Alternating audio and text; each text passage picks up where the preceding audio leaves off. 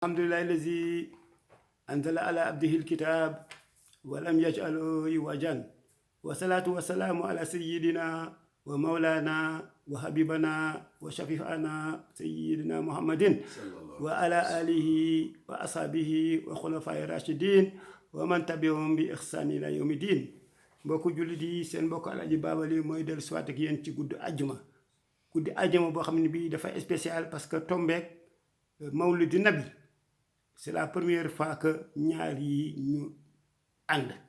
kon nag guddi gu spécial la waxuma guddi àjjuma bi sax mais li gën a spécial mooy mawlidi nabi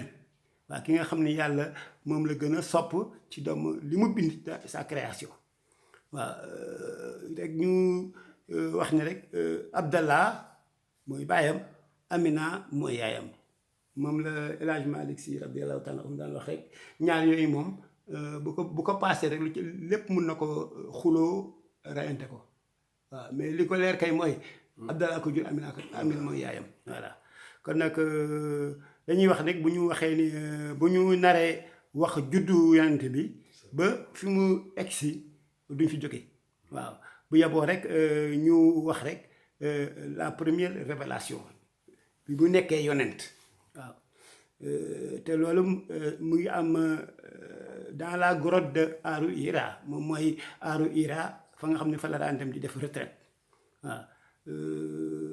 mu ngi am dans la nuit du 26 au 27 du mois de Ramadan waaw alxuraan mu ngi wàcc ci weeru koor waaye laylatul xadar jour laylatul xadar ci le premier verset wala di wàcc waaw ñu bari pour la plupart en l'an 610 waaw bi 610 boobu mu ngi am alors 40 ans ça veut dire que yonent mu ngi juddu 570 waaw léegi te confident mooy ki nga xam ni moom la daan waxal bon dénk ay soxlaam ay mébétam Khadija bint Xuwaylid waaw noonu la tuddoon waaw te moom confident moom bint Xuwaylid moom benn un vieux chrétien bu ñuy wax Waraxatu ibnu Nawfal waaw paa boo xam ne bii yàlla da ko mayoon xam-xam waaw. Buxaari radiyallahu taala anhu dafay indi rek di wax ni selon Aïcha mu ngi ko ñu jëlee ko ci Aïcha la mère des croyants waaw radiyallahu taala anha que début révélation yi nee na yonent bi dafa doon def ay gént waa ay gént wala janeer waaw toog rek di mel ni am looy gis waaw mu fekk révélation yi foofu la tàmbalee waaw léegi nag chaque fois ci nelaw la ko daan fekk waaw xam nga yenn saa yi mën ngay nelaw fekk yaa ngi janeer voilà wala ngay nelaw fekk yaa ngi gént voilà mais nag chaque fois boo daan gént gént googu dafay am lu mu gént wax la ko rek da nga koy gis waaw da nga koy gis parce que nag yàlla da ko doon teel di ko won waaw ngoog waaw moo tax loolu moo tax sax nit ñi gën a am attirance ci moom mooy nit ñi gën ko gën a am kii ci moom daal waaw mu ngo bàyyi ko xel parce que lu mu gént wax ko rek nit ñi dañ doon gis muy réalisé wu voilà moo tax te dem Aaru Hira dafa daan dem pour méditer waaw c'était pour mu oxygéné wu waaw dafa daan dem pour wéetal borom bi et puis di réfléchir di méditer sur la création divine waaw asamaan astre yi suuf yooyu yëpp dafa daan toog di ko xalaat waaw en plus nag vraiment dem pour oxygéné wu parce que dafa doon étouffer à la Mecque dafa parce que li mu doon daj ci Màkka moo metti dafa daan dem ba dootu ko attan il fallait que mu dem Aaru Hira pour oxygéné wu waaw fàtte loolu tuuti bon nekk keneen waaw moo tax rek ñu wax ne forme révélation yi nga xam ni moo ko doon dikkal waaw benn bi dañuy wax ne rek soit Jibril alayhi salaatu wasalaam dafa ko doon ñëw dans sa forme angélique mooy dafa daan ñëw nekk malaaka xam nga malaaka doomu aadama mënu ko teg bët waaw moom doo ko sax ñeme waaw moo tax première révélation bi dafa bi mu ko najee iqra mu koy wax wa maa ana bi xaariin man nekk ma koy jàng lañ ko doon tekki waaye lan laay jàng waaw lan lay jàng waaw ba affaire yi méttee ba mu ko ne iqra bismi rabbika lazi xalaqa waaw léegi nag ba mu ko bàyyee rek sur le départ waaw parce que tamit dafa métti woon ci moom waaw léegi nag dafa daan ñëw dans sa forme angélique waaw ñëw di ko indil verset Coran yi waaw verset alxuraan yi waaw léegi nag si moment boobu il est coupé li ñuy wax amatul réseau moom yonent bi dootul am réseau parce que doo xam fu mu ne waaw mu ngoog léegi il est coupé du monde extérieur waaw léegi nag c'était comme ni ñuy wax des bourdonnements d'abeilles dafa mel ni ay yamb yu nekkoon ci booru kanam gi di biiw bien que du woon leen gis sax nag du woon yamb mais du leen gis benn parce que nekkatu fa woon voilà wala mu nekk des tintements de cloche waaw yéen ñi nekk Europe moom xam ngeen ci dara waaw mu nga wax kelen ko dul jeex waaw moom ñëpp lay déranger mu nga wax léegi nag bu paree tout est ancré dans son logiciel bu paree ci loolu noonu lépp nekk ci dans sa mémoire waaw léegi nag am na boo xam ne bii daf koy ñëw Jibril alayhi salaatu wa salaam day ñëw dans une forme humaine day nekk nit ku sol lu jekk lu rafet taaru ñoo présenté wu ci moom waaw moom boobu moom da koy gis di ko sentir di ko dégg waaw mais nag yenn saa yi dafay ñëw invisible muy wax muy dégg mais du ko gis du ko teg bët waaw mais toujours rek émotion yi nga xam ni mooy jàpp yonent bi dafay visible dañ ko doon gis ci kanamu yonent bi sallallahu alayhi wa sallam yàlla ñu yàlla yokk ay leeram bon ci instant boobu il est déconnecté comme xam nga ñun ci lañ toll il était déconnecté bokkatul amatul réseau dafa doon mel ni comme dafa ku xëm bay xemmale ko xam nga boo xasee xemmal ko dootoo xam foo ne woon voilà loolu noonu la ko doon dikkalee waaw li ñuy wax il était en extase mooy dafa doon nekk ci beneen xaal beneen niveau waaw absorbant spirituellement les versets coraniques waaw alxuraan ni mu doon wàccee ci moom da ko doon mel ni lu koy sirote di ko naan di ko def ndànk waaw muy dugg waaw ci jamono boobu dañuy wax ne yaramam bi dafa doon diis mel ni ku ñu sëf waaw nga xam ne day dem ba ñaq bi day wàcc ba ci day ñaq ba kanam gi yëpp fees dal ak ndox waaw sueur waaw surtout nag dafa daan toll jamono boo xam ne bii en hiver mu sedd boo xam ne mare day taali mais du ko tere day ñaq ba nga ni kii fu mu jógee ak ñaqam voilà parce que tamit wax yàlla moo metti moo demee noonu waaw xajul woon kenn nag ci moom ku dul moom wax yàlla boobu alxuraan xajul kebeer ci benn doomu aadama bu dul moom waaw moo tax bi gën a metti ci moom dañuy wax ni mooy bi nga xam ne dafay mel ni ay bourdonnement d'oreille mooy bourdonnement d'abeille mooy yamb yi biiw ci kanamam boobu ni moo ko gënoon déranger wala cloche bi waaw ñaar yooyu daal ñoo ko gënoon ñoo gënoon metti ci moom waaw dootul woon xam fu mu nekk mais nag bu jeexee rek révélation bi lépp dafay gravé dans son mémoire et puis il reprend son état normal waaw mu jëlaat état normal am waaw après les premiers versets les 5 premiers versets de la sourate 96 mooy al-alaq mooy l'adhérence révélation bi dafa taxaw pendant 3 ans ñëwatul léegi nag mu am ci lu ko metti parce que commencé woon na am une relation boo xam ne day jóge ci moom avec le ciel waaw léegi nag mu jékki-jékki loolu dagg mu amoon nag lu vraiment lu ko metti waaw benn jour muy dox ci montagne yu Màkka yi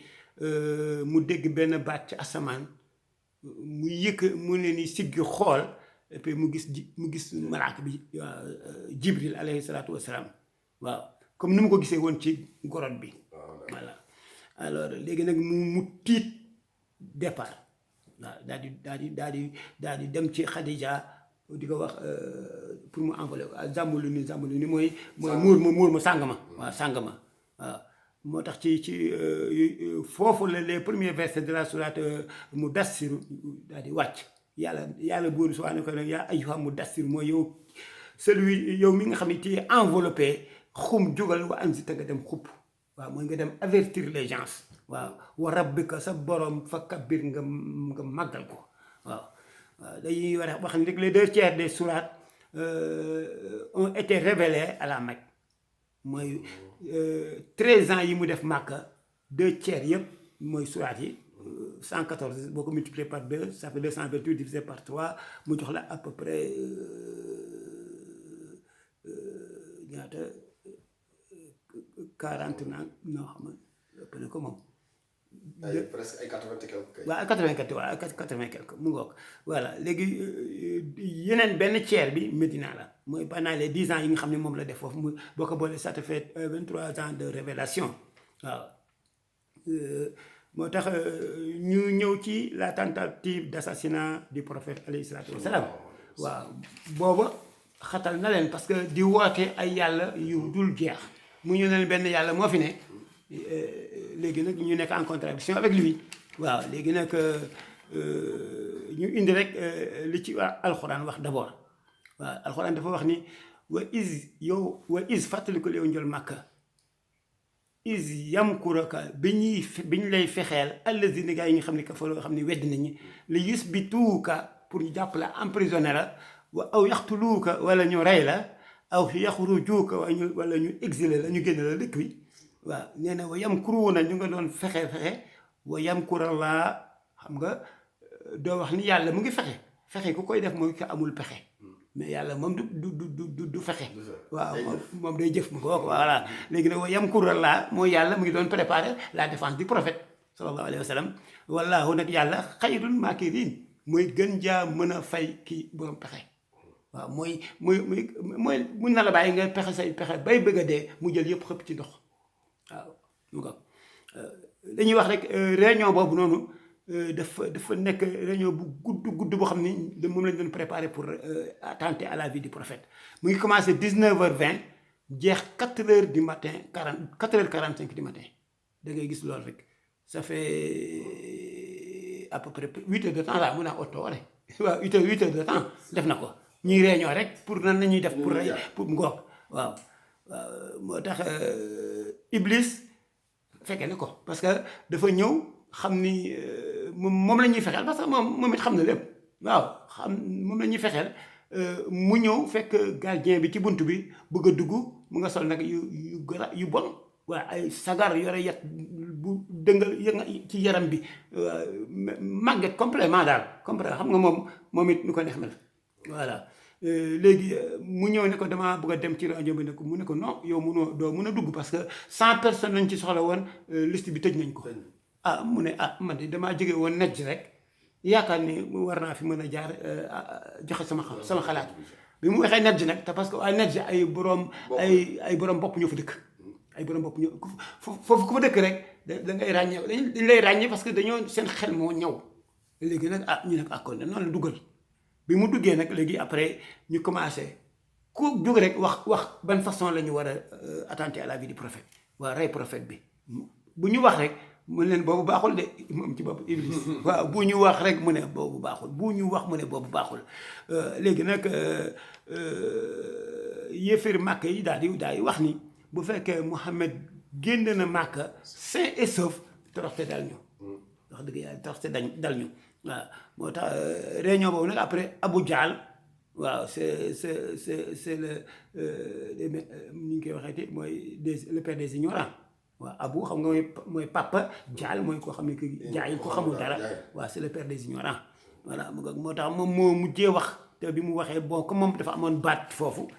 bi mu waxee li mu wax la ñu adopté waaw moom moo mujjee wax ne wax ni rek dañuy jël parce que Makka dafa am juróom benn pénc léegi pénc bi nekk ñu jël fa ñaari xale yi nga xam ne ñoo fa gën a am kattan gën fa soxor ñu jox leen ay sabre léegi nag bu ñu waxee 1 2 3 rek jaas yi dal ñu daggate ko mu daal di feeñ ñu noppalu ci moom voilà xam nga ñu ngay def seen i pexe te xam nga yàlla préparé dafa défense am bu yàgg voilà ndeysaan après ñu ne loolu la ñuy def daal di tëj ku nekk ñu jox la sa dossier nga yore sa dossier ñu boucler lépp et puis génn nag pour préparer loolu waaw moo tax gis nga ñu ngay fexeel njool màkka waaw te xamuñu ne booba borom bi subhanahu wa taala mu ngay préparer sa défense waaw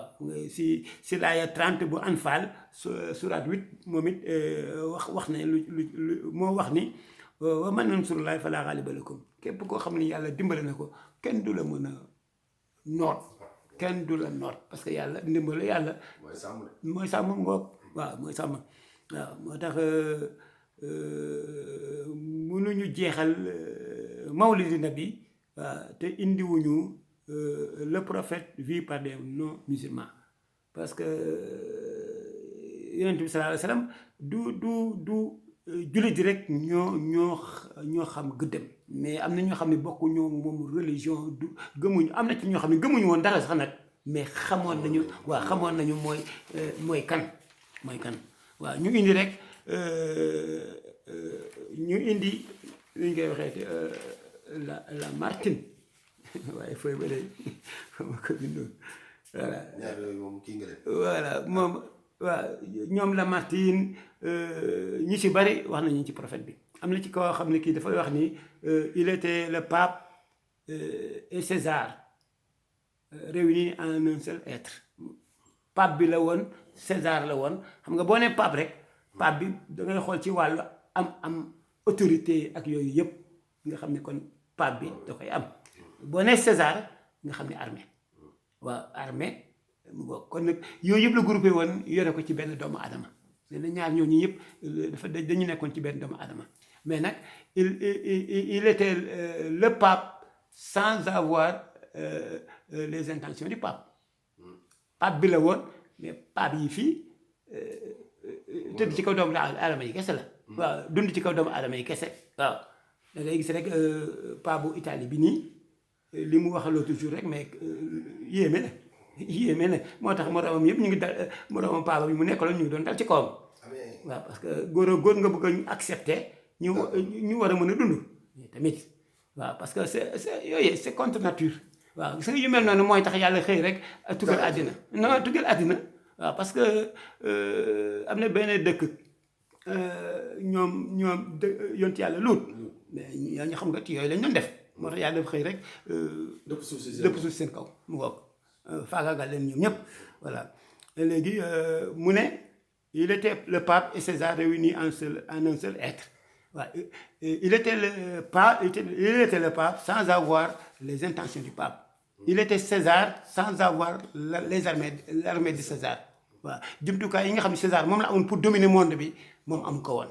waaw s'il faut dire s'il y a quelqu'un qui a régné par la volonté divine ne la bu fekkee mën nañoo wax ni am na koo xam ne dafa régné te yàlla moo ko jàppale kon ce serait bien Mohammed nee na amul keneen ku def loolu lu dul moom parce que dafa jóge fu sori 7e siècle booba islam mu commencé woote ay ñaari nit ñetti nit juróomi nit 40 personnes ainsi de suite ñu dem ba tey jii nii les musulmans on peut les compter des milliards waaw ëpp na milliards moom di dem waaw ëpp na parce que monde bi tey jii foo dem rek waxuma musulman yaa nga fa de waaye ña fa dëkk sax ñooy tuub di nekk ay musulman voilà kon nga xam ne moom yonte bi sallallahu alayhi wa sallam li mu daj dans sa vie damay wax rek ne